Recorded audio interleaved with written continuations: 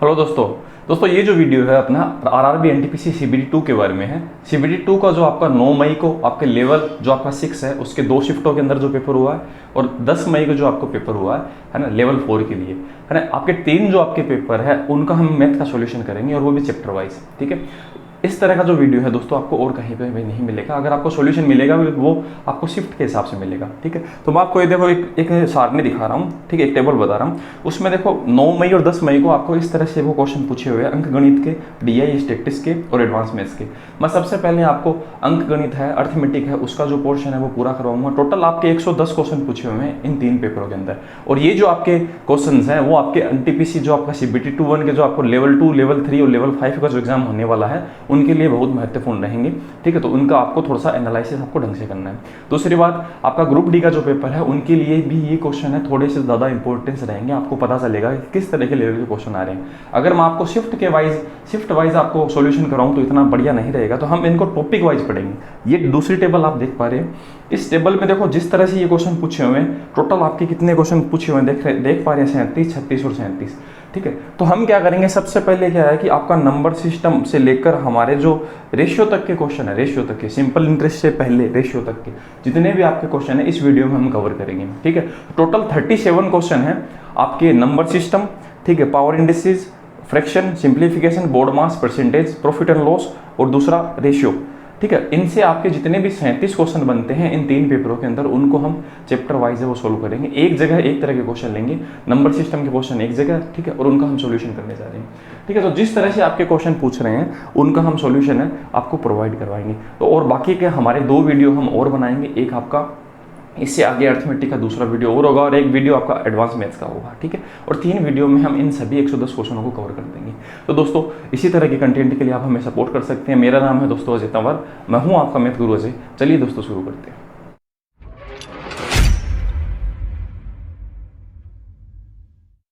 अब दोस्तों number system से आपके सबसे पहले नंबर सिस्टम जो चैप्टर है वो लेते हैं, ठीक है। नंबर सिस्टम से आपके 3 क्वेश्चन पूछे हुए हैं 1 से लेकर 3 तक। तो आपका देखो शिफ्ट नंबर मई वाली शिफ्ट में तो कोई क्वेश्चन नहीं पूछा हुआ, पर आपका आगे जो 2 शिफ्ट है उनमें आपका जो क्वेश्चन है वो पूछे हुए हैं, ठीक है। तो पहला क्वेश्चन आपकी स्क्रीन पर नंबर सिस्टम के जो 3 क्वेश्चन है सबसे पहले वो देखेंगे। आगे हम घात और करने के 2 क्वेश्चन पूछे हुए हैं, एक जगह हम सभी क्वेश्चनों को देखेंगे। पहला क्वेश्चन आपकी स्क्रीन पर ये रहा, ठीक है। 8 अंकों की संख्या जो इस प्रकार है 25, 61, ठीक है, 9, A और 4, 11 से विभाजित, तो A का मान बताना है, ठीक है। अब दोस्तों देखो 11 की भाजकता का नियम आपको पता होगा कि किस तरह से होता है। ये क्वेश्चन आसान नहीं है, बिल्कुल भी मुश्किल नहीं है, ठीक है। 11 की भाजकता का नियम ये होता है कि संख्याओं को हम एक संख्या छोड़कर एक संख्या को जोड़ते हैं, ठीक है।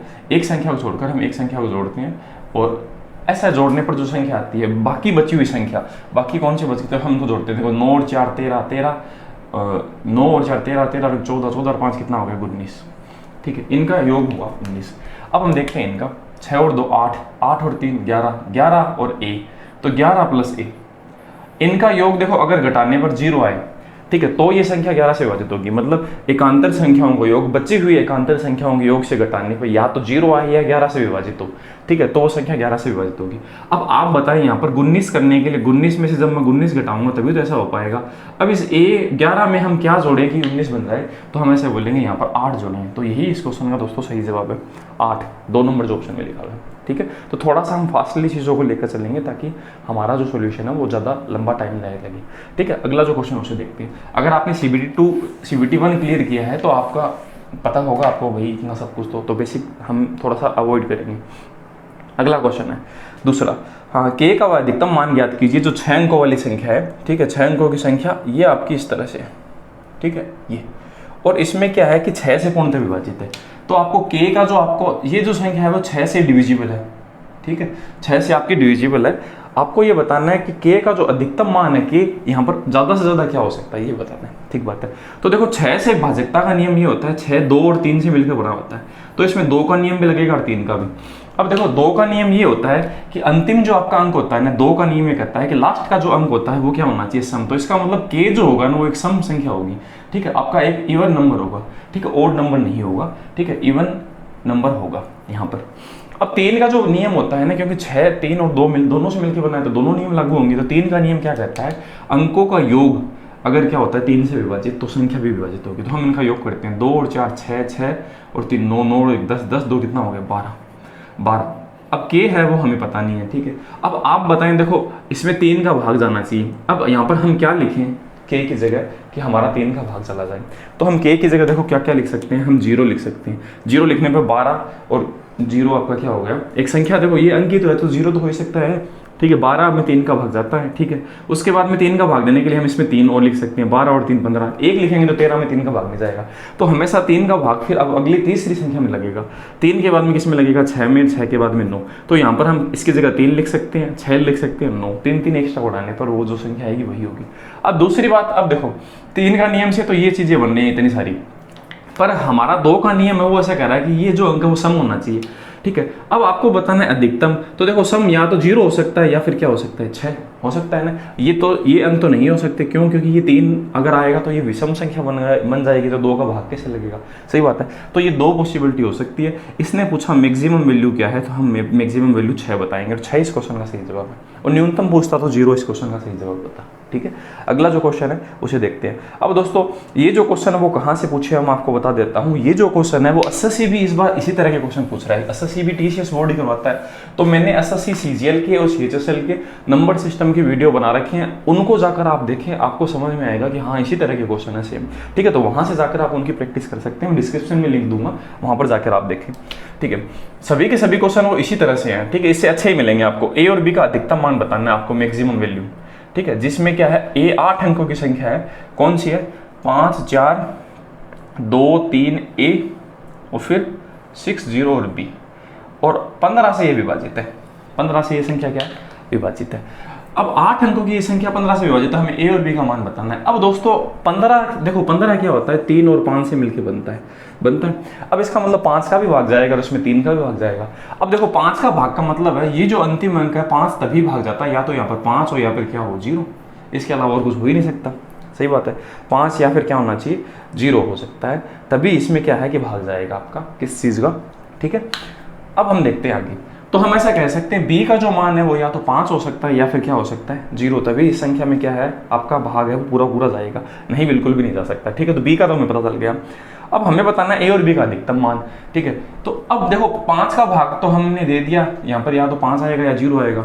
अब हम ऐसा देखते हैं कि 3 का भाग और देखते हैं, तो 3 का भाग इन संख्याओं में हम देख के देखते हैं कि भाई यहाँ पर क्या क्या आ सकता है, ठीक है। तो हम देखते हैं 4 और 5 9, 9 और 2 11, 11 और 3 14, 14 और 6 20, 20 अगर हम लेते हैं 20 प्लस ए प्लस बी, ए और बी को हमने नहीं जोड़ा, ठीक है। अब देखो ऐसा है कि ए है, आप क्या लें कि आपका पूरा पूरा भाग चला जाए, हमें ए और बी की क्या बतानी है, ए और बी की मैक्सिमम वैल्यू बतानी है, मैक्सिमम अधिकतम वैल्यू, ठीक है।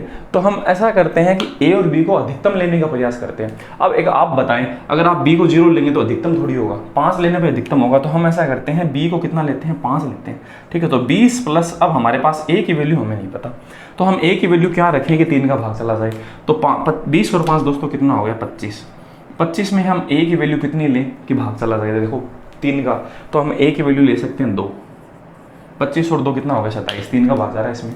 अब 2 के बाद में क्या ले सकते हैं, इसमें 3 और जोड़ें 5, 5 के बाद में और क्या ले सकते हैं, 8, ठीक है। ये सभी संख्या 3 3 जोड़ने के बाद में भाग आपका पूरा पूरा जाएगा। इसका मतलब देखो हम 25 2 27 लें, 27 में 3 का भाग जाता है, तो 3 के नियम को भी फॉलो करेगा ये, ठीक है। 5 लें तो 25 5 30 भी, और 8 लें, अब 8 से आगे 11 नहीं ले सकते क्योंकि एक अंक की संख्या है, इस वजह से। तो इसका मतलब हमें अधिकतम लेना है, तो हम अधिकतम क्या लें, 8 लें, ठीक है। तो हम ऐसा बोलेंगे ए की जो वैल्यू है दोस्तों वो कितनी होगी, 8। हमारे पास ए की वैल्यू दोस्तों 8 है और बी की वैल्यू हमने 5 ली, तो 8 और 5 कितना हो गया, 13 इस क्वेश्चन का दोस्तों सही जवाब होगा। अगर हमें न्यूनतम बोलता है ना, तो यहाँ पर हम 0 क्वेश्चन को लेकर हम इस चीज़ की शुरुआत करते हैं, ठीक है। और इसी तरह के क्वेश्चन नंबर सिस्टम में एसएससी ने बहुत सारे पूछे रखे हैं, वहाँ पर जाकर आप उन चीज़ों की थोड़ी प्रैक्टिस कर सकते हैं, ठीक है। और वो भी टीसीएस बोर्ड की पूछे हुए क्वेश्चन हैं, तो आपका एसएससी सीजीएल और एसएससी सीएचएल में आप उन जाकर इन क्वेश्चनों की प्रैक्टिस करें। तो 3 क्वेश्चन आपके 9 और 10 तारीख को जो पेपर थे उनमें से 3 क्वेश्चन पूछे हुए हैं, ठीक है। अगला जो क्वेश्चन है चौथा और 5वां, वो दोनों है घात और करने के, ठीक है। तो घात और करने के बहुत बेसिक से क्वेश्चन पूछे हैं, उनको हम डिस्कस करते हैं। तो चौथा क्वेश्चन आपकी स्क्रीन पर ये रहा। देखो दोस्तों आपको पता भी तो होना चाहिए ना कि हाँ क्वेश्चन आपके किस तरह से बन रहे हैं, ठीक है। अगर आप ये चीज़ अगर देखो स्मार्ट तरीके से आप पढ़ोगे ना फिलहाल के टाइम पे, तभी आपका सिलेक्शन पॉसिबल है, नहीं आपका सिलेक्शन नहीं हो पाएगा, ठीक है।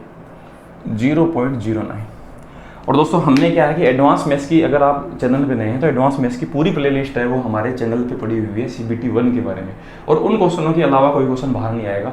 जब मैं आपको एडवांस मैथ्स का पोर्शन तैयार करवाऊंगा ना, तो अब इस चीज़ के बारे में हम डिस्कस करेंगे, सभी क्वेश्चन वहीं से पूछे हुए हैं।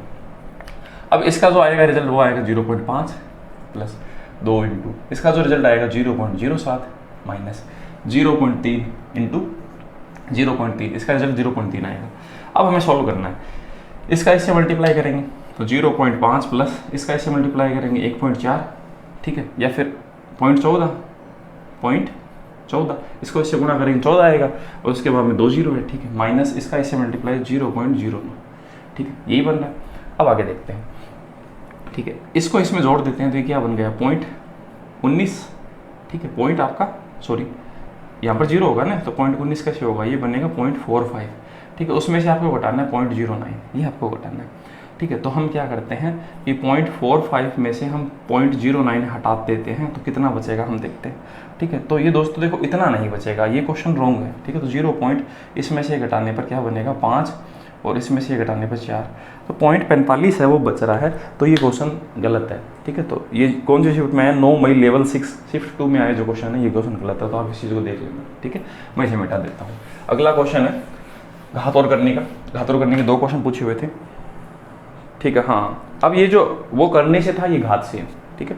अब देखो ये जो आपका है 81 की पावर है 81 की पावर 0.16 इंटू 3 की पावर 0.36। अब देखो इस तरह के क्वेश्चन हम किस तरह से करते हैं, हम क्या करते हैं, ये बेस को बराबर करते हैं। 3 और 81, क्या 81 को हमेशा बोल सकते हैं 3 की पावर 4। जब आप 3 को 4 बार मल्टीप्लाई करोगे, 3 इंटू 3 इंटू 3 4 बार करेंगे, तब जाके 81 आएगा, हमेशा लिख सकते हैं, ठीक है।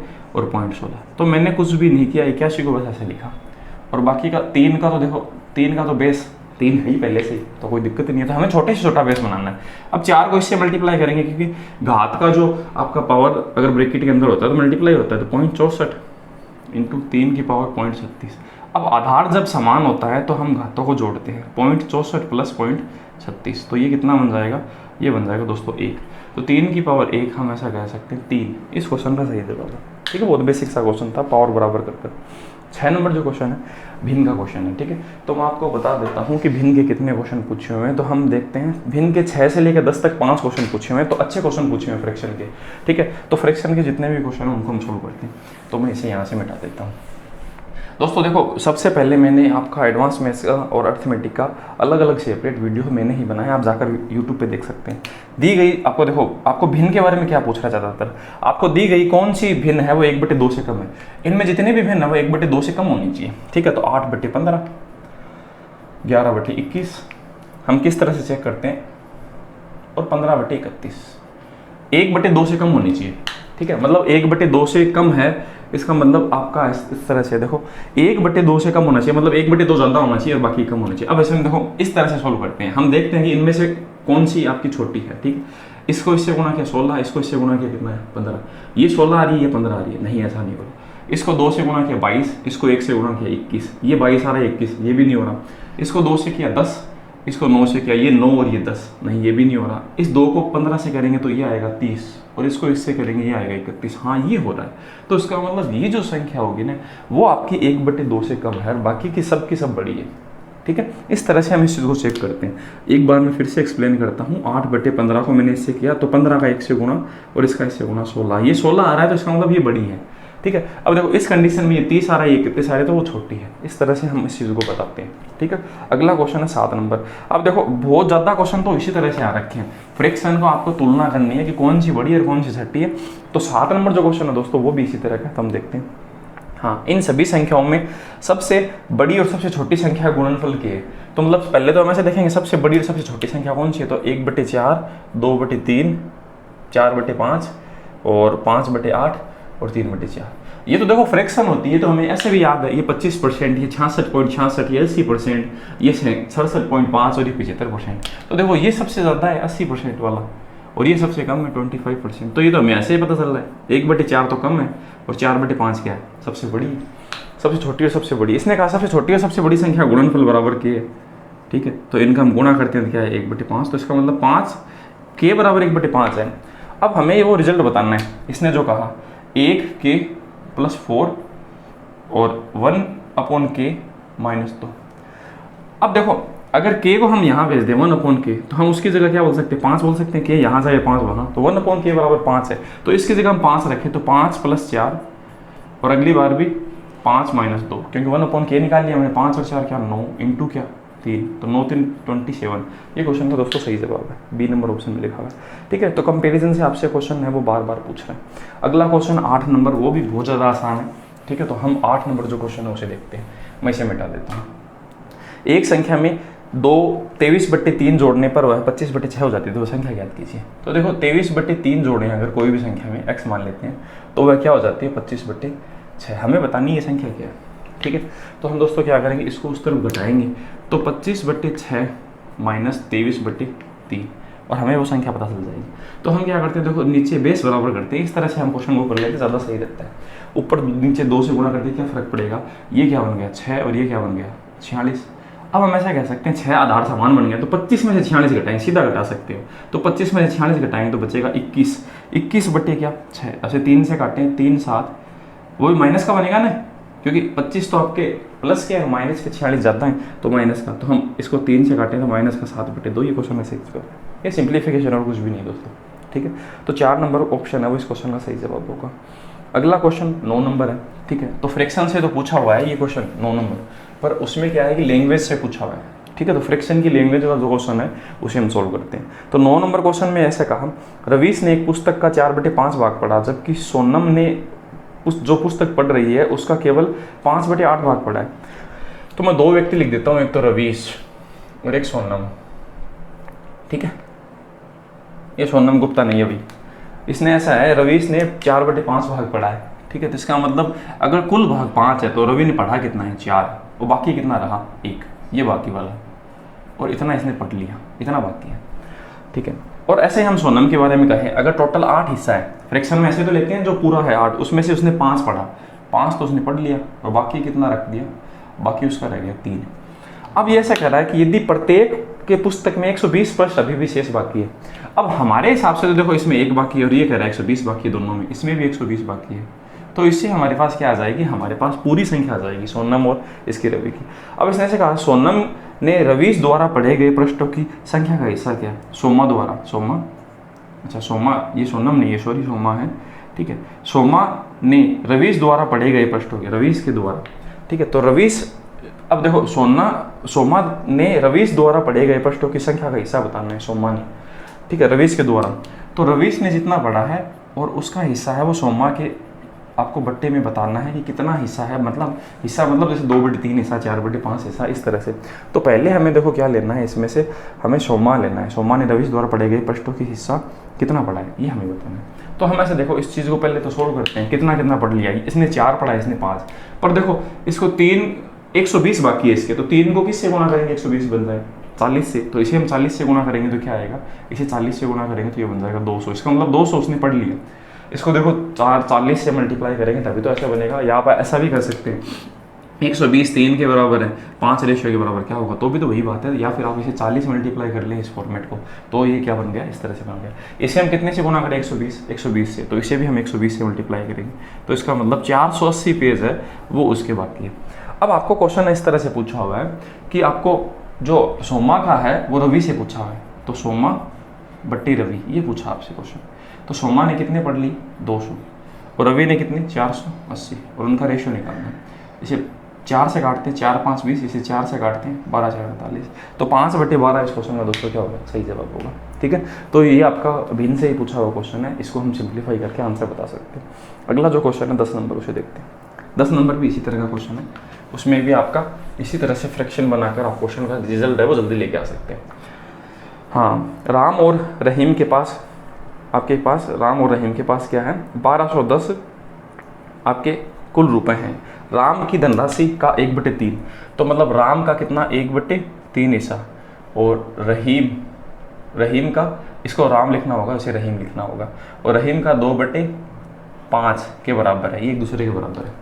ठीक है, तो हम अब क्या करते हैं दोस्तों, 2 को यहाँ मल्टीप्लाई कर लेते हैं, 2 को यहाँ ले आते हैं, तो ये क्या बन जाएगा, राम/6 बराबर रहीम 6/5। जिसके नीचे जो रेशियो जो मान होता है वो उसी का रेशियो होता है। तो राम का रेशियो तो 6 और रहीम का 5। यहाँ हम 6 लिखेंगे, 6/6 1, 5/5 1 बन रहा है ना। तो राम और रहीम के रेशियो आ गए यहाँ से। तो रहीम के पास कितनी धनराशि ऐसा पूछा, तो दोनों के पास कितना है 11। क्वेश्चन कितना बता रखा है 1210, ये 11 के बराबर है। हमें बताना है क्या, रहीम के पास 5 रेशियो, तो 5 से मल्टीप्लाई, ये 11 बार कटेगा, इसको इससे मल्टीप्लाई करेंगे 550 रुपये। ये क्वेश्चन का सही जवाब। तो बहुत बेसिक सा क्वेश्चन है, फ्रैक्शन से पूछा हुआ। अगला क्वेश्चन है 11 नंबर। अब दोस्तों आपके फ्रैक्शन के जो क्वेश्चन है, भिन्न के क्वेश्चन पूरे खत्म हो गए। अब आपका 11 से जो क्वेश्चन है मैं बता देता हूँ। 11 से 14 तक के 4 क्वेश्चन है वो आपके पूछे हुए हैं सिंप्लीफिकेशन, सरलीकरण से, ठीक है। तो उनको हम सोल्व करते हैं। तो दोस्तों ये तो बहुत आसान सा क्वेश्चन है, 0.17y बराबर 10.2, ठीक है। इसके पास 2 पॉइंट, इसके पास 1 पॉइंट है, तो इसके 1 0 लग जाएगा। अब इसे इससे काटेंगे तो 17 6 102, तो y बराबर 60। ये क्वेश्चन का सही जवाब है। तो इसे क्या, बहुत आसान सा क्वेश्चन है। देखो क्वेश्चन आसान ही पूछे हुए हैं, सिर्फ इनमें क्या है कि कुछ क्वेश्चन ऐसे हैं जिनमें समय लगेगा आपको, है ना। तो वो आगे आने वाले बोर्ड मार्क्स के। यदि एक धनात्मक संख्या का वर्ग, धनात्मक संख्या x, उसका जो वर्ग है उस संख्या के 5 गुना और इसी संख्या का 5 गुना, तो इस संख्या को हमने 5 गुना कर दिया। हाँ, 5 गुना से कितना अधिक है, ये वाली संख्या अधिक है, तो हमने इसको घटा दिया, और वो भी कितना 6। तो देखो इस तरह के क्वेश्चन में आप ऑप्शन उठाएं, ज़्यादा सही रहेगा। तो 6 हम लेते हैं, देखो 6 का स्क्वायर 36 और 6 का ही 5 गुना क्या हो गया 30, करने पे कितना फर्क आ रहा है, 6 अधिक है ना, तो आंसर बन रहा है। तो 6 इस क्वेश्चन का सही जवाब है, ठीक है। तो ज़्यादा सही यही देता है। अगला क्वेश्चन है 13 नंबर, उसे देखते हैं। 13 नंबर में दोस्तों ऐसा लिखा हो, किसी संख्या का 1/8, ठीक है। तो हमें नहीं पता वो संख्या क्या है, उसका 1/8 हिस्सा और 42 का आधा, ये 42 का हमने आधा कर लिया, से कितना कम है 12 कम है। मतलब ये चीज़ है वो क्या है, इससे 12 कम है, ठीक है। तो हमने इससे 21 कर लिया। अब ये चीज़ अगर 12 कम है, इसका मतलब 21 में से हम क्या घटाएं, x - 8 घटाएं, तो कितना आना चाहिए 12 आना चाहिए। 42 का आधा तो 21 होता है, और इस संख्या का 1/8 ये लिख दिया हमने, घटाने पर कितना आना चाहिए 12, क्योंकि ये वाली संख्या कम है, जो कम होती है वो बाद में आती है, ज़्यादा वाली पहले आती है, सही है। तो 12 हम इस तरफ भेज देंगे, तो बन जाएगा 9 बराबर x - 8 उस तरफ, 12 को इस तरफ, 9 8 कितना हो गया 72, तो वो संख्या हो गई 72। इसका हमें 1/4 बताना है, तो 72 में हम 4 का भाग देंगे तो आएगा 18। तो 18 क्वेश्चन का सही जवाब, ठीक है। 14 नंबर क्वेश्चन को देखते हैं दोस्तों। बहुत बेसिक से क्वेश्चन पूछे हुए हैं, क्वेश्चन में कुछ भी नहीं पूछा हुआ है ना, बहुत आसान से क्वेश्चन है। अगला क्वेश्चन, आगे थोड़े बहुत क्वेश्चन है वो बढ़िया पूछे हुए हैं रेलवे ने, बाकी का इतने कोई खास क्वेश्चन नहीं है। 2 अंकों वाली एक संख्या का 1/7 भाग उसी संख्या के, 2 अंकों वाली कोई संख्या है, उस संख्या का 1/7, तो मैं ये संख्या मान लेता हूँ, उसका 1/7 हमने 7 का भाग दे दिया। उस संख्या के आधे, इस संख्या का आधा ये लो, से कितना कम है 15 कम है, 15 कम है, मतलब इस संख्या से ये संख्या कम है 15। तो हम x - 2 बड़ी संख्या है, x - 7 छोटी है, तो ये 15 आपका लिख दिया मैंने। तो उस संख्या के अंकों का योग बताना है, तो वो संख्या आने दो, ठीक है। हम बताएंगे 7 दूनी हम क्या बोल देते हैं 14, यहाँ 7x, यहाँ पर 2x, तो 7 में x में से 2x घटाएंगे 5x, 15, ये 3 बार कट गया, 14 3 42, x बराबर आएगा 42। इनका योग बताना है अंकों का, 4 और 2 कितना 6, तो 6 क्वेश्चन का सही जवाब है। 15 नंबर क्वेश्चन बोर्ड मास का। अब देखो दोस्तों बोर्ड मास के कितने क्वेश्चन पूछे हुए हैं ये देखते हैं, ठीक है। बोर्ड मास के बहुत ज़्यादा क्वेश्चन पूछे हुए हैं, बोर्ड मास के 11 क्वेश्चन पूछे हुए हैं, 15 से लेकर 25 तक के क्वेश्चन बोर्ड मास के। अब ये क्या है कि ये क्वेश्चन टाइम लगने वाले हैं, कुछ तो ठीक है, कुछ टाइम लगने वाले हैं, इसी वजह से लोगों को पेपर है वो रह गए। तो आपको क्या है, इन क्वेश्चनों को एक बार अवॉइड करना है अगर आपके अगली शिफ्ट में पेपर इस तरह से बने तो। ऐसा ही देखो एसएससी पूछ रहा है, एसएससी सीजीएल भी और एसएससी +2 के पिछली बार जो पेपर पूछे हुए थे उनमें ऐसा ही क्वेश्चन पूछे हुए थे, ठीक है। तो हम इस क्वेश्चन को देखते हैं। तो देखो हम क्या करते हैं, ब्रैकेट सोल्व करते हैं। तो 9 7 63 मैं ब्रैकेट को सोल्व करके लिख देता हूँ, 8 3 24 +3, ठीक है। और फिर ये तो है बड़ा ब्रैकेट और भाग, उसमें क्या लिखा हुआ है 9 × 4 36 प्लस, ठीक है। और इसमें 72 में 8 का भाग लगेगा 9, ये मैंने पहले लिख दिया, ठीक है। अब इनको हम जोड़ लेते हैं, तो ये कितना बनेगा 27, और इसमें ये जोड़ेंगे 90 भाग क्या 36 + 9। तो मैं क्या करता हूँ, इसे जोड़ के बजाय, हाँ 45 बन गया, 45 में 90 का भाग देंगे, क्या बन जाएगा 2। तो 2 क्वेश्चन का सही जवाब। ये तो देखो आसान सा था। आगे कुछ क्वेश्चन आएंगे जो क्या है बोर्ड मास के अच्छे क्वेश्चन है, जिनमें समय ज़्यादा लगेगा, इस वजह से आपको ध्यान रखना है, इन क्वेश्चनों को एक बार छोड़ना है ना, क्योंकि आसान क्वेश्चन है, पहले आपको वो करना है। 16 नंबर क्वेश्चन, ठीक है। तो 12 - 6 भाग 2 + 4 बट्टे 3 की पावर 2 इंटू 3 माइनस 7 प्लस 6। पहले हम भाग सोल्व करेंगे तो ये आएगा 3, 4 प्लस का माइनस का 3 तो प्लस का 1 हो गया, ये बन गया 13 बट्टे 3 3 9 3 27, 27 में से 7 घटाएंगे तो कितना आएगा 20, 20 6 26 तो 1/2 क्वेश्चन का सही जवाब। तो इस तरह क्वेश्चन थोड़ा जल्दी मैं करूँगा, है ना, क्योंकि इनमें कुछ भी नहीं है। अगला क्वेश्चन 17 नंबर, है ना, हमारा टाइम बेफालतू में क्यों खराब करें। तो जिनमें देखो भाग है पहले वो सोल्व कर लेते हैं। 72 माइनस 4, फिर ये ब्रैकेट लगा हुआ है 40, अब 28 24 और इसके बीच में क्या है भाग है ना, 24 और 8 के बीच में, तो ये कितना आएगा 3 आएगा, ठीक है। उसके बाद में क्या लिखा हुआ है 6, ठीक है, -4 इंटू 4। तो सबसे पहले हमने भाग को सोल्व करके सीधा ऐसे लिख दिया। अब हम गुणा था 4 कितना होता है 16 होता है दोस्तों, मैंने 20 बना दिया यहाँ पर, ठीक है। ये 6 18 तो 2 बन गया तो 42 बन जाएगा। तो 42 इंटू -4 और प्लस 20 और 72, इन दोनों को जोड़ेंगे 92 माइनस, और ये क्या है 160 प्लस 168, ठीक है। कटाने पर ये कितना बन रहा है 76 आपका माइनस का बन रहा है। ये क्वेश्चन का सही जवाब है, ठीक है। तो इस तरह से क्या होता है कि हम क्या करते हैं कि कभी कभी हमें आता है फिर भी हम गलती कर देते हैं। इस वजह से देखो इन क्वेश्चनों को एक बार आपको अवॉइड करना है, ठीक है, और उनको बाद में आप कर लोगे ज़्यादा सही रहेगा। 18 नंबर जो क्वेश्चन उसे देखते हैं। भाग वाली चीज़ को पहले सोल्व कर देते हैं। 56/14 4 इंटू 2 की पावर 2 4 माइनस 12 को 6 से गुणा किया और 3 का भाग 12 इंटू 6 और भाग 3 प्लस 10 बराबर 8। इसमें इसका भाग देने पर 2 आएगा। अब 2 का 12 से गुणा 24 और ये 4 4 16, 16 माइनस 24 प्लस 10 बराबर जेड, ठीक है। तो ये कितना 26, 26 में 24 घटाएंगे जेड बराबर 2, ये सही जवाब है, ठीक है। 19 नंबर क्वेश्चन को देखते हैं।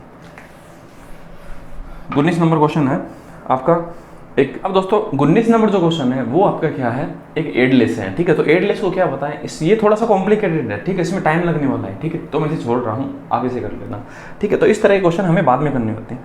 अगला जो 20 नंबर क्वेश्चन है उसे देखते हैं, ठीक है। तो 20 नंबर जो आपका बोर्ड मार्क्स का क्वेश्चन है, ठीक है, इसे हम सोल्व करते हैं। तो 1 माइनस, ठीक है, 4 में 5 का भाग 4/5 बोल देंगे। उसके बाद में यहाँ पर लिखा हुआ है -1 इंटू 3 माइनस 2 इंटू 8 और बट्टे में लिखा हुआ है 3 3 9 इंटू 8 माइनस 4 दूनी 8, ऐसे लिख लेता हूँ, ठीक है। अब दोस्तों इसे सोल्व करते हैं। देखो 9 8 72, 72 में से 8 निकल जाएगा, ठीक है। या फिर आप इसे 8 से काट देते हैं तो यहाँ पर ये कट गया, यहाँ पर क्या बच गया 1, ठीक है। तो 9 माइनस 1 ये कितना बन गया, यहाँ पर 8 बन गया। मैंने इसे गुणा किया भी नहीं, काट दिया। 8 को अगर मैं यहाँ से इसे सोल्व कर रहा हूँ तो यहाँ पर माइनस का निशान, तो दोनों से हमें सोल्व करना होगा। इसे तो 8 कट गया, यहाँ पर ये क्या बना 1, तो 9 माइनस 1 ये कितना बन गया 8, तो यहाँ पर ये चीज़ 8 बन गई, ठीक बात है। अब हम आगे देखते हैं इसे कैसे सोल्व करेंगे। 2 1 का इससे गुणा क्या हो गया 3, ठीक है, ये 3 बन गया। ये माइनस का क्या बन गया 2, तो माइनस का 3 और माइनस का 2 है, ये कितना बन गया माइनस का 5, ठीक है। तो हम माइनस ये लिखेंगे और ये माइनस का 5 है, तो 4/5 माइनस 5 बट्टे क्या इसमें 8 लिखा हुआ है। 5 का 5 से गुणा 25, 25 में से ये 4 घटाएंगे तो क्या आएगा माइनस के 25 में से 4, तो ये बनेगा माइनस का 21, ठीक है। और बट्टे में 8 है तो इसके बट्टे में 8 ऐसा लिखा हुआ है, ठीक है। तो ऐसा गुणा कर देते हैं। अब 8 5 40, 40 को 1 से गुणा करेंगे तो 40 माइनस, ठीक है, फिर माइनस का 21 बट्टे क्या 40। अब 21 है, देखो यहाँ पर 40 है, 8 5 40 है। अगर इसमें हम इस चीज़ को सोल्व करें तो 8 5 40 है, 40 में से हम क्या करेंगे 21 को घटाएं, ठीक है।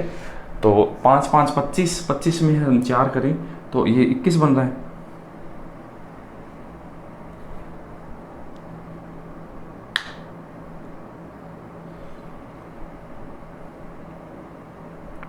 यहाँ पर दोस्तों ये जो चीज़ है वो प्लस का 2 है, ठीक है, माइनस का 2 नहीं है। तो यहाँ पर ये प्लस का 2 है, तो इसे हम थोड़ा सा देखो मैंने यहाँ पर गलत लिख दिया, इस वजह से ऐसा हो रहा है। बाकी का सब सेम है, ठीक है। तो यहाँ से ये चीज़ सेम है, तो यहाँ पर प्लस का 2 है, तो माइनस का 3 और प्लस का 2, तो माइनस का 1 बचा। तो हमें क्या करना है -1 4/5 और यहाँ -1, मैंने गलत लिखा था क्वेश्चन, और बाकी का ये क्या लिखा हुआ बट्टे 8, ठीक है। इसे हम सोल्व करेंगे। 5 5 1 5, 5 में से 4 माइनस का 5 और प्लस का, तो माइनस का 1 बट्टे क्या बन जाएगा 5 बट्टे क्या 8। इसे हम सॉल्व करेंगे तो ये चीज़ है नीचे आ जाएगी, ठीक है, क्योंकि ये तो इतने में ही है ना। तो 1 माइनस का 1/40, इसे हम सॉल्व करेंगे। 40 से कम 40, तो ये बन जाएगा 41/40, और ये क्वेश्चन का क्या होगा सही जवाब होगा, ठीक है। तो मैंने पहले क्वेश्चन में यहाँ पर गलत लिखा था, इस वजह से वो कैलकुलेशन भी गलत होगी। अगला जो क्वेश्चन है 21 नंबर उसे देखते हैं, ठीक है। तो इसे मिटा देते हैं। 21 नंबर जो क्वेश्चन है, 21 नंबर आपका देखो इस तरह से है, मैं थोड़ा सोल्व करके लिखता हूँ, वहाँ जहाँ पर भाग है उनको मैं पहले से सोल्व करके लिखता हूँ। 95 और 15, तो 5 से काटेंगे तो 19 बटे इसे क्या लिख सकते हैं 3 माइनस 34, ठीक है। और फिर उसमें लिखा हुआ है भाग, और ये बना हुआ है ब्रैकेट 18 माइनस 4, ठीक है। और उसके भाग में क्या है, उसके भाग में 3 इंटू 12, तो उसके नीचे लिख देता हूँ इंटू क्या लिखा हुआ है 9, ऐसे तो लिखा हुआ है, ठीक है। और फिर ये ब्रैकेट क्या है बंद है, और इंटू लिखा हुआ है 2। अब इसे हम सोल्व करते हैं, तो देखो इसे मैं इससे काटूंगा 3 बार, 3 3 क्या 9, 9 से 9 कट गया, यहाँ पर क्या बना 18, ठीक है। 9 से 9 कट गया तो ये बन गया दोस्तों 1 बन गया पूरा, ये 3 3 9, ये पूरा सिस्टम है वो 1 बन गया, ठीक है। तो हम इसे लिखें 17 लिख सकते हैं इंटू, ठीक है 2 34 भाग 19 बटे 3 माइनस। अब पहले इसमें भाग जाएगा, क्योंकि ये ओपन होने पर क्या है कि सबसे पहले भाग सोल्व होता है, तो ये इससे सोल्व होगा, तो ये कितना आएगा, ये आएगा अपने पास 2। अब 2 का 2 से गुणा कितना आएगा 4, ठीक है। 2 का 2 से गुणा कितना आएगा 4, ये बनेगा 19 बटे 3 माइनस 4, 4 3 12, तो 12 19 में से घटेगा तो आएगा 7 बटे 3, 7 बटे 3 को सोल्व करेंगे 2 से 1 बटे 3, ये क्वेश्चन का सही जवाब है, ठीक है। तो इस तरह से हम थोड़ा सा जल्दी है इस चीज़ को कैलकुलेट कर सकते हैं। 22 नंबर जो क्वेश्चन है उसे देखते हैं। अब देखो ये सभी क्या है कि बोर्ड मास के क्वेश्चन है ना, तो इनको सबको आप सोल्व कर सकते हैं, कोई नई बात नहीं है, ठीक है। तो इस क्वेश्चन को हम सोल्व करते हैं 22 नंबर को। 22 नंबर 4 से 1 बटे 3, तो इसे हम 4 3 12 और 13 बटे क्या लिख सकते हैं 3, ठीक है। भाग का निशान है, फिर लिखा हुआ है हाँ 2 सही 1 बटे 3, 2 सही 2 बटे 3 माइनस 1 बटे 3, और फिर ब्रैकेट लिखा हुआ है। अब देखो 4 में से हम 3 घटाते हैं तो 1 बचता है, और 1 बटे 2 और 1 बटे 3, तो 3 का 1 से गुणा 3, 2 का 1 से गुणा 2, उसमें से घटाएंगे तो क्या बनेगा 1, ठीक है। और 2 का 3 से गुणा 6, इस तरह से हम सोल्व कर सकते हैं, ये आपको बताया था मैंने, ठीक है। तो 6 कम 6 से क्या बोल सकते हैं 7 बटे 6, इनका हम गुणा करते हैं तो क्या बनेगा, ये बनेगा 18, 7 एकम 7, 7 बटे 18, तो इसे हम सोल्व और करके और लिख लेते हैं, तो 13 बटे 3 भाग 3 दूनी 6, 6 और 2 कितना 8 बटे 3 माइनस 7 बटे 18, ठीक है। अब इसे हम और सोल्व करते हैं, तो हम इसे और सोल्व करेंगे तो क्या आएगा 13 बटे 3, ठीक है, भाग 18 का 3 से गुणा 54, 18 8 144 माइनस 7 3 21, ठीक है। इस तरह से कर सकते हैं, या फिर आप क्या कर सकते हैं 18 एलसीएम ले सकते हैं, तो मैं क्या करता हूँ 18 एलसीएम लेता हूँ, ये 6 बार 6 8 48 माइनस 1 बार 7, ये बना 41, ठीक है। तो ये तो बना क्या 41 बटे 18। अब हम इसे थोड़ा मल्टीप्लाई निशान लगाते हैं और इसे उल्टा लिख देते हैं, इसे 6 बार कट गया, 6 इससे गुना हुआ 13 6 78 बटे 41, ठीक है। 78 बटे 41 है। अब 41 देखो एक ही ऑप्शन में 3 नंबर में, और अच्छे आप सोल्व करेंगे तो एक सही से 37 बटे 41 यही आएगा, तो ये क्वेश्चन का सही जवाब होगा, ठीक है। तो 22 नंबर क्वेश्चन आपका इस तरह से। अगला क्वेश्चन है दोस्तों 23 नंबर, ठीक है। तो अब देखो 23 नंबर जो क्वेश्चन है वो एक बार नहीं करने का होता है, 23 नंबर क्वेश्चन आप करेंगे तो उसमें समय ज़्यादा खराब होगा और आपका जो समय है वो वेस्ट हो जाएगा, और आप अगले जो क्वेश्चन होते हैं जो आसान क्वेश्चन होते हैं उनको नहीं कर पाएंगे। तो बोर्ड मास के क्वेश्चन है वो जानबूझकर है वो पेचीदा बनाए हुए हैं ताकि आप उनमें फंस कर रह जाएं, प्लस माइनस की दिक्कत हो, और आप वहाँ पर देखो अब मैंने किया तो मैंने भी उसको निशान को गलत लिख लिया एक बार, है ना, तो ऐसा होना कोई बड़ी बात नहीं होती।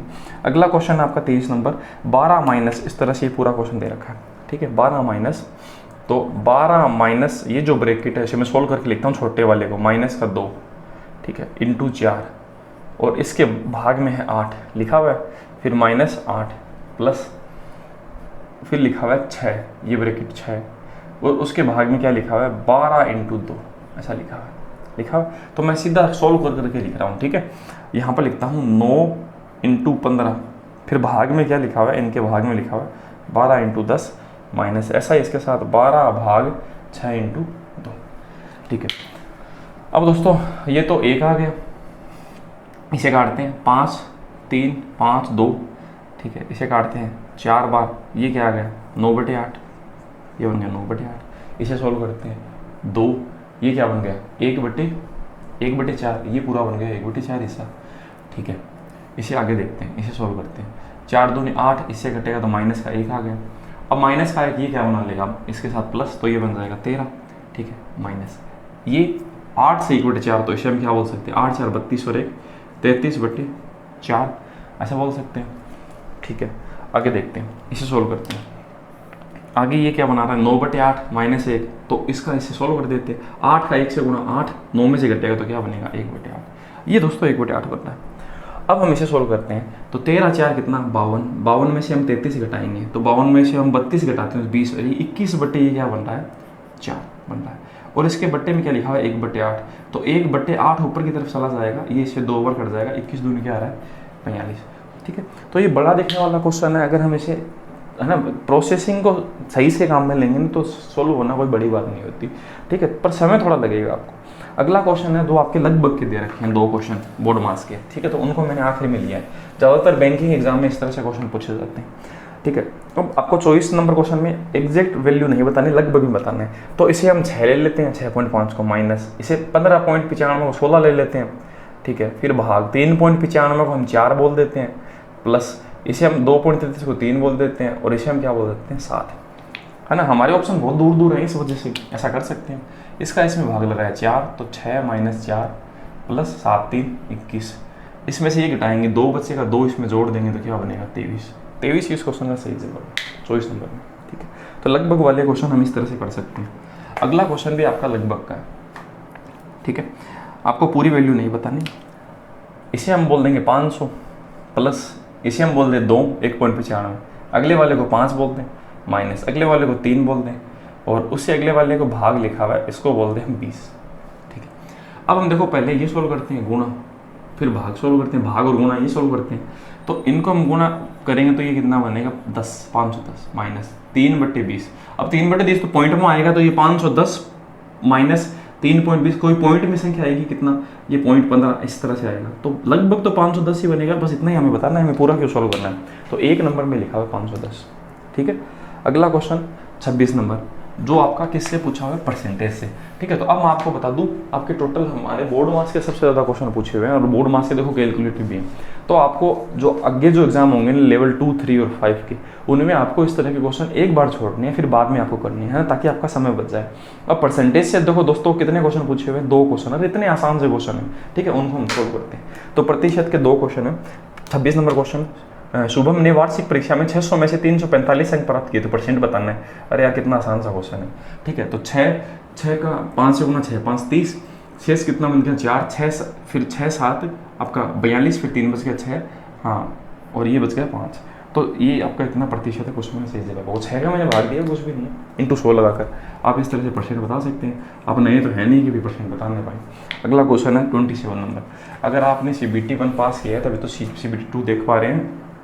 27 नंबर है, यदि किसी संख्या का 23.5% इतना है, मतलब x जो संख्या है उसका 23.5% बराबर कितना है 11.75।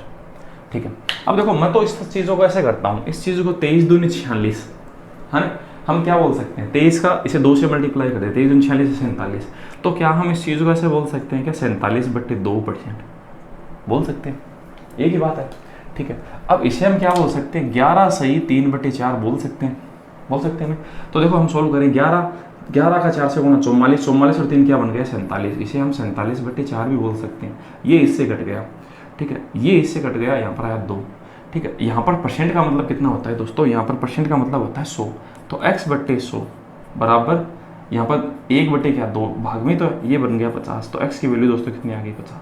तो देखो मैंने कितना आसान तरीके से इसे कैलकुलेट किया है। ठीक है, तो इस तरह से आप इस चीज़ को सोल्व कर सकते हैं। अगला जो क्वेश्चन है, ठीक है, वो आपके पूछे हुए हैं। आपके कितने क्वेश्चन, हाँ, आपके प्रॉफिट एंड लॉस आपका थोड़ा सा आपको ध्यान रखना है। प्रॉफिट एंड लॉस के 6 क्वेश्चन पूछे हुए हैं, 28 से लेकर 33 तक। ठीक है, तो उनका मैं सोल्यूशन है वो आपके पास प्रेजेंट करता हूँ। तो मैं यहाँ से इसे मिटा देता हूँ, और आपका जो 28 से है आपके 6 क्वेश्चन है उनको हम देखते हैं। किसी व्यक्ति ने कुर्सी को इतने रुपये में बेचकर 27% का लाभ गया, क्रय मूल्य बताना है। तो 2858.77 है, वो किस चीज़ के बराबर 27 के, हमें बताना है क्रय मूल्य, 27% लाभ कमाया है। तो इसका मतलब इतने रुपये में बेचकर, तो ये 127 के बराबर है, इतने रुपये में बेचने पर उसे लाभ हुआ है, तो ये 127 के बराबर है, हमें बताना है 100 के बराबर। अब दोस्तों हमें पता है यहाँ पर 7 है, यहाँ पर 7 है, तो यहाँ पर आखिरी में एक ही आएगा। अब एक आपके 2 ऑप्शन में है, एक तो 2151 में और एक है 2251 में है, 2 ऑप्शन में। अब हम क्या करते हैं, इसमें इसका भाग देते हैं, तो 12 दूनी 24।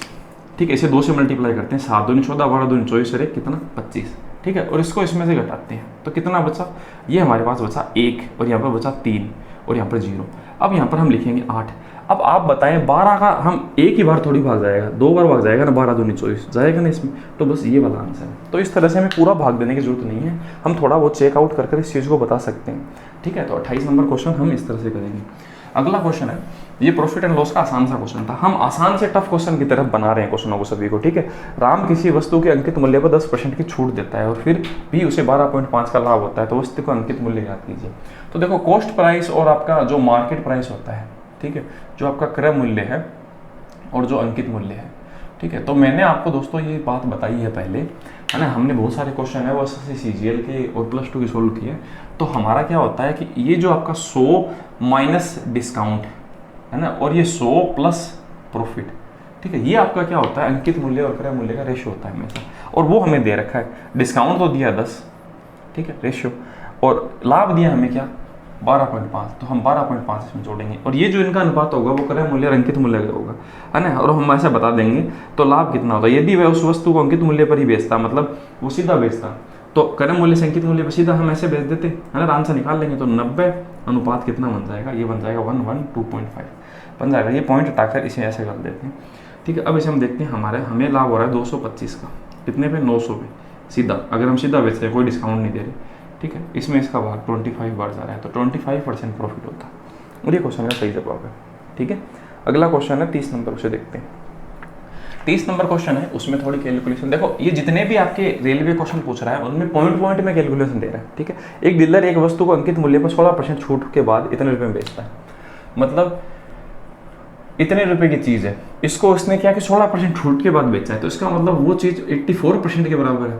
अगर हम उसका 100% से मल्टीप्लाई कर देंगे तो ये उसका अंकित मूल्य आ जाएगा। तो परसेंट लिखने की क्या जरूरत है, ऐसा लिख देते हैं, ठीक बात है।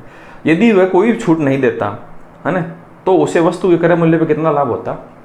अब आप बताइए, अंकित मूल्य बन गए हैं, अब वो छूट नहीं देता तो उसे कितना लाभ होता है 128, मतलब 100 की चीज़ वो 128 में बेच देता, ठीक है, सीधा, अगर छूट नहीं देता। तो ये क्रय मूल्य है उस वस्तु का, और ये क्या है अंकित मूल्य। अब आप बताएं क्या ये पूरा अंकित मूल्य नहीं है क्या है। हम ऐसा कह सकते हैं ये चीज़ 128 के बराबर है, अगर हम इसे 100 से फिर से गुणा कर दें तो ये क्या बन जाएगा क्रय मूल्य, और हमारे पास वस्तु का क्रय मूल्य सीधा आ जाएगा, ठीक है। अब हमें क्या करना है, इस चीज़ का सॉल्यूशन बैठाना है और क्वेश्चन का जवाब आ जाएगा, ठीक है। तो हम इसे काट लेते हैं, पॉइंट को छोड़ दें आप, 0 की वैल्यू न समझे, कोई फर्क नहीं पड़ेगा। देखो हम इसे काटते हैं कितने से, हम इसे काट लेते हैं 6 से, तो 6 से काटते हैं तो 14 बार कटेगा, 6 से 6 6 36, ठीक है। फिर बच गया कितना 4, 6 7 42, 6 दूनी 12, ठीक है। अब इसे हम काटते हैं 7 से, 7 दूनी और 7 8 9 7 63, बच गया 4 6 7 42, ठीक है। अब इसे हम काट लेते हैं कितने से 24, हाँ 2 से काट लेते हैं 48, ठीक है। अब इसे हम काटते हैं 4 से 12 बार, 4 से 32 बार। अब इसे काटते हैं फिर से 4 से, 4 3 और 4 8, ये बना 3/8। 3/8 का मतलब होता है 37.5 होता है ना, 37.5। तो बस 375 वाला आंसर है। मैं पॉइंट की वैल्यू नहीं लेता दोस्तों, न 0 की, ऐसे कोई फर्क नहीं पड़ता। 0 क्या कैलकुलेट करोगे आप, 3/8 आ गया, इसका मतलब ये क्या बनेगा 37.5 बनता है ना, 3/8 तो 37, देखो 375 क्वेश्चन का सही जवाब है, ठीक है। अगला क्वेश्चन है 31 नंबर, पूरा कैलकुलेट कर लेना, एक ही बात है, कोई फर्क नहीं पड़ेगा। 3/8 × 100 इस तरह से करेंगे तो आंसर वही जाएगा। 31 नंबर जो क्वेश्चन है, किसी वस्तु के अंकित मूल्य को क्रय मूल्य का अनुपात 5:3, ठीक है।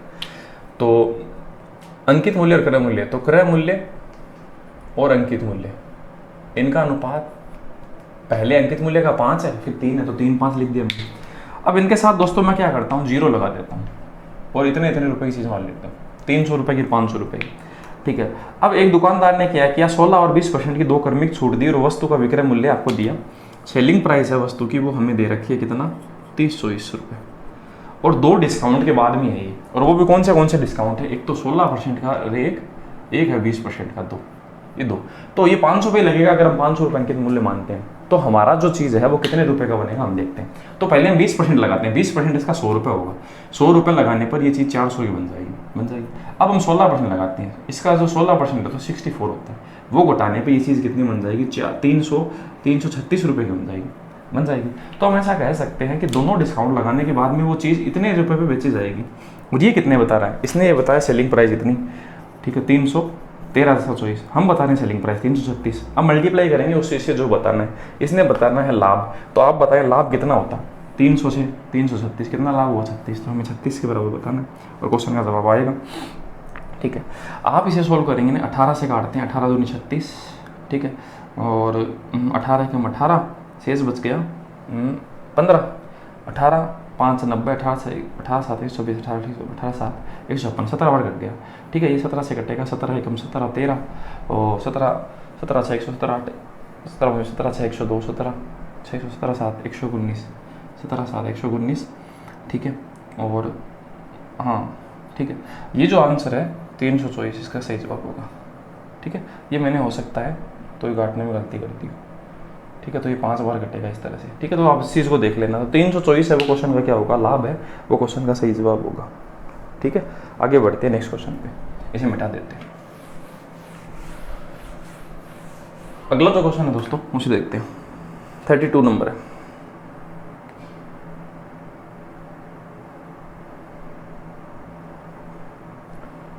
हाँ 32 नंबर जो क्वेश्चन है, ए किसी वस्तु को 1320 रुपये में खरीदता है और बी को हाँ इतने रुपये भाड़े पर। ए है वो कितने रुपये में खरीदता है, 12,300 और 200 रुपये भाड़े के लगाता है। तो इसका मतलब वह चीज़ 12,500 रुपये की हो सकती है। इस वस्तु को 10% लाभ पर बी को बेचता है। अगर आप इसे 10% लाभ पर बी को बेचेंगे तो ये चीज़ कितने रुपए की बनेगी बी के लिए, ये इसका 10% इसमें जोड़ेंगे तो इसका 10% इतना होता है, और हम जोड़ के अगर लिखें तो ये बनेगा 13, ठीक है, और 750 रुपये। ये बी के इतने रुपए में पड़ी, 13,750। ठीक है, अब जो वस्तु हाँ बी ने सी को कितने परसेंट पे बेची, 6% पे। ठीक है, तो हम क्या करेंगे, इसका 6% है वो निकालेंगे। तो इसका 6% दोस्तों कितना होता है, 13 6 78, 780 तो 1, और 75 का 6 से गुणा वो होता है आपका 445, 45 रुपये और बनेगा। तो इसका मतलब ये बनेगा 8 4 12, 825 रुपये आपके और बनेंगे। 825 आप इसमें और जोड़ देंगे तो ये चीज़ बनेगी 13 6 78, हाँ तो 15 3 45, हाँ सही बनाया मैं एकदम से, कोई दिक्कत नहीं है। तो 825 रुपये आप इसमें और जोड़ देंगे तो ये चीज़ है वो सी को कितने रुपए में पड़ेगी हम देखते हैं। तो ये चीज़ हाँ इसमें हम जोड़ें तो हाँ तो इसमें हम जोड़ लेंगे तो बनेगा 75 और 8 7 15 5 हासिल की है, ये 1475 रुपये की है वो सी को ये जो चीज़ है वो मिलेगी। अब इसने क्या किया, 2915 रुपये अंकित एक्स्ट्रा किए इसने क्या किया, 2915 रुपये इस पर ज़्यादा लिख दिए।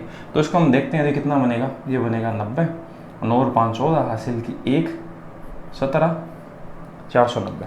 तो 17,490 उसने लिख दिए सी ने, और उस पर क्या बोल रहा, इसने 10% की छूट दूंगा।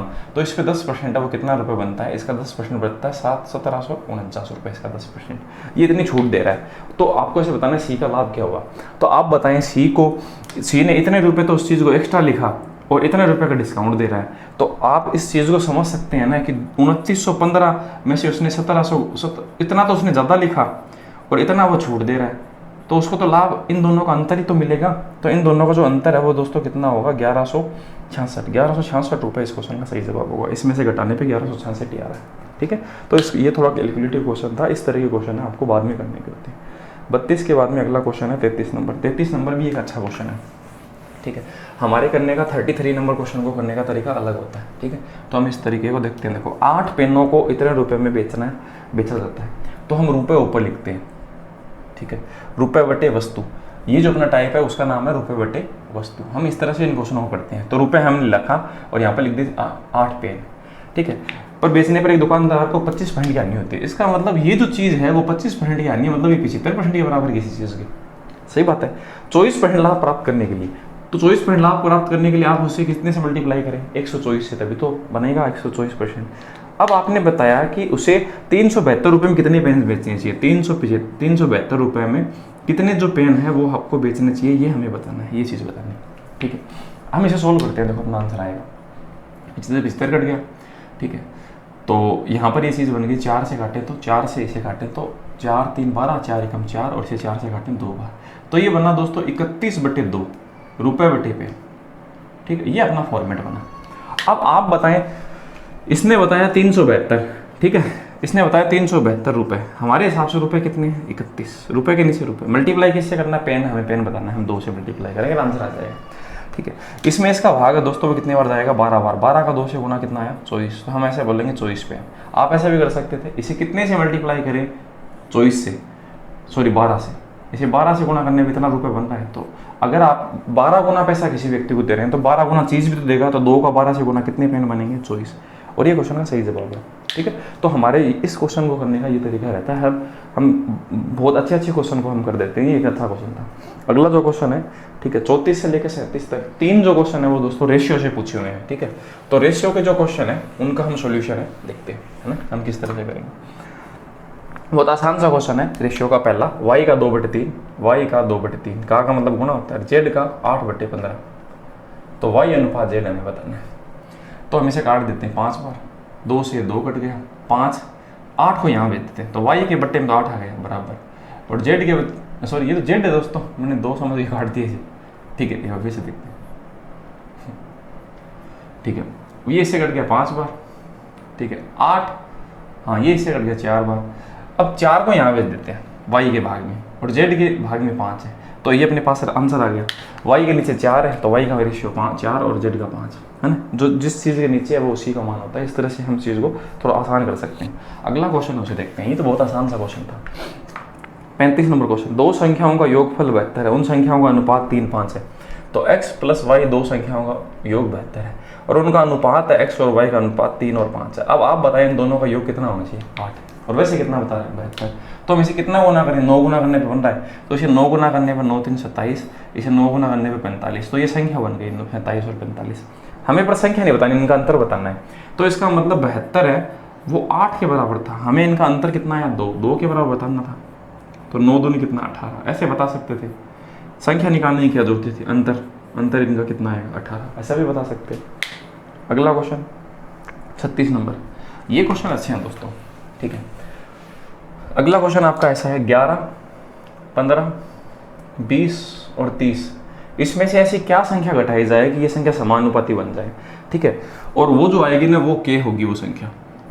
ठीक है, और उसके बाद में आपको बताना है 2k + 2 और 3k का स्क्वायर, उनका आपको मध्य अनुपाती बताना है।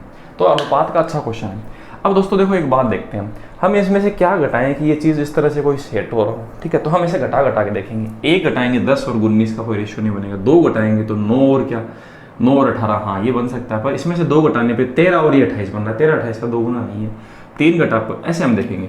तो ऐसा करने पे हम 5, हमारा जो रिजल्ट आएगा 5 करने से देखो दोस्तों, इसमें से 5 घटाने पे 6 बन रहा है, 5 घटाने से 10 बन रहा है, इसमें से 5 घटाने पे 15, और इसमें से 5 घटाने पर 25। ठीक है, अब इसका इससे मल्टीप्लाई 150 और इसका इससे मल्टीप्लाई 150 बन रहा है, तो इसका मतलब ये बराबर है, अनुपात समान बन रहा है। बाहर की संख्या गुणा अंदर की संख्या गुणा के बराबर होता है। ठीक है, तो हम इसे मान लेंगे। तो k की वैल्यू दोस्तों कितनी है अपने पास 5। अब 5 रखेंगे, 5 दूनी 10 और 2 12। ठीक है, 5 5 25, 3 कितना 75, 25 × 3 तो है, 25 × 3 ऐसा लिख देते हैं। इनका हमें मध्य अनुपाती बताना है, तो मध्य अनुपाती का फॉर्मूला 1/√AB ऐसे होता है, √AB। तो इन दोनों का गुणा करेंगे, रूट करेंगे, तो 12 का 3 से गुणा 36 × 25, 36 का तो 6 होता है, 25 का 5, तो 6 5 कितना 30। 30 क्वेश्चन का दोस्तों क्या होगा, सही जवाब। ठीक है, अगला और आखिरी क्वेश्चन रेशियो का। ठीक है, और इस वीडियो का भी अगला जो वीडियो होगा अर्थमेटिक का दूसरा, है ना, उसमें हम आगे के जो आपके सिंपल इंटरेस्ट, चक्रवृद्धि ब्याज, है ना, और आगे की time and work, speed, time speed distance, है ना, और उनके जितने भी क्वेश्चन हैं उनको हम डिस्कस करेंगे। टोटल आपके काफ़ी क्वेश्चन बन जाएंगे। इस वजह से एक वीडियो में बनाना पॉसिबल नहीं होगा, इसीलिए मैं 3 वीडियो बनाऊंगा, अर्थमेटिक के 2 और एडवांस मैथ्स का एक तीसरा। 37 नंबर क्वेश्चन उसे देखें, दी गई संख्या k से 10 कम है, एक संख्या वो k से 10 कम है और दूसरी संख्या k से 10 अधिक है।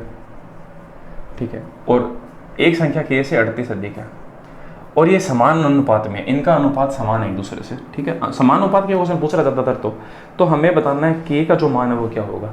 अब देखो k का जो मान है वो हम 2 तरीके से बता सकते हैं। हम एक तो ऑप्शन टेस्ट करें, हम ऑप्शन लेते हैं। देखो ऑप्शन अपना आंसर 60 है, 60 में से 10 घटाएं क्या बन रहा है 50। k की वैल्यू अगर हम 60 मानते हैं तो ज़्यादा सही रहेगा। 60 में 10 जोड़े 70, 60 में 38 जोड़े 98। अब इनके रेशियो देखो क्या ये बराबर बन रहा है क्या, इनका रेशियो क्या बना 5 और 7, इनका रेशियो भी 5 और 7 बनना चाहिए। इसे 14 से काटे, 14 5 70, 14 7 98, 5 7 बन रहा है। हाँ इसका मतलब ओके है, कोई दिक्कत नहीं है ना, इसका आंसर k 60 होगा। और वैसे करें तो क्या होगा, इसका इससे मल्टीप्लाई। ठीक है, मतलब k - 10 k प्लस 38 बराबर, और उनका रूट करने पर क्या आएगा, ये आएगा। जैसे इसका इससे गुणा करने पर जो रिजल्ट आएगा ना वो आएगा क्या, वो आपका 70 आएगा। तो इसका मतलब इसका जो रिजल्ट आएगा वो k प्लस 10 आएगा, ये चीज़ है। तो इसमें तो समय बहुत ज़्यादा ख़राब होगा, इसलिए हम इसको मान कर लेंगे, ज़्यादा सही रहेगा। तो इस तरह से दोस्तों हमने क्या है कि आपके 37 जो क्वेश्चन है अर्थमेटिक के RRB NTPC CBT 2 में जो पूछे हुए हैं लेवल 6 और लेवल 2 के, उनको हमने पूरा कंप्लीट किया है। अगला जो वीडियो होगा आपको वो जल्द ही आपको मिलेगा, और उसमें हम अर्थमेटिक के आगे के जो पोर्शन है ना, जो आपके आगे के जितने भी पोर्शन है उनको हम कंप्लीट करेंगे, और एडवांस मैथ्स का जो पोर्शन है उसके हम बाद में हम टोटल 110 क्वेश्चन का सोल्यूशन आपके पास प्रेजेंट करेंगे। तो हमने अभी तक 37 क्वेश्चन किए हैं, ठीक है। तो बने रहे हमारे चैनल के साथ। अगर वीडियो अच्छा लगा दोस्तों तो इसके हमारे चैनल पे नए हैं तो सब्सक्राइब कर सकते हैं, और अगर आपको वीडियो अच्छा लगा तो कमेंट ज़रूर कीजिए, और आप वीडियो को अपने दोस्तों के साथ शेयर कीजिए ताकि हमें थोड़ा मोटिवेशन मिलता रहे। दोस्तों मिलते हैं नेक्स्ट वीडियो में। थैंक यू दोस्तों, जय हिंद।